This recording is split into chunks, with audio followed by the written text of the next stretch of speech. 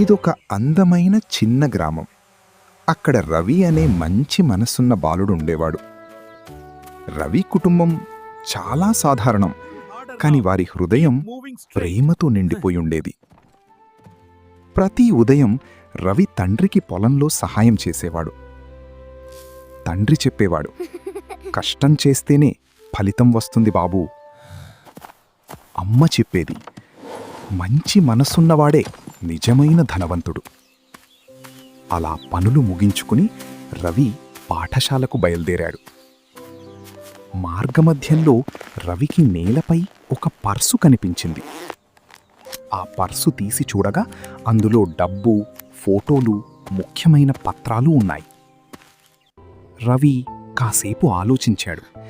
ఇది ఎవరిదో, వారికి చాలా అవసరమై ఉంటుంది అనుకున్నాడు. అప్పుడు గురువుగారు చెప్పిన మాట అతనికి గుర్తొచ్చింది. నిజాయితీనే మనిషికి గొప్ప సంపద. వెంటనే రవి పర్సును తీసుకుని పాఠశాలకు పరుగెత్తాడు. గురువుగారికి జరిగిన విషయం మొత్తం చెప్పి పర్సును అప్పగించాడు. గురువుగారు రవిని చూసి గర్వంగా నవ్వారు. అంతలో ఒక వృద్ధుడు ఆందోళనగా పాఠశాలకు వచ్చాడు. నా పర్సు పోయింది బాబూ, అందులో చాలా ముఖ్యమైనవి ఉన్నాయి అన్నాడు.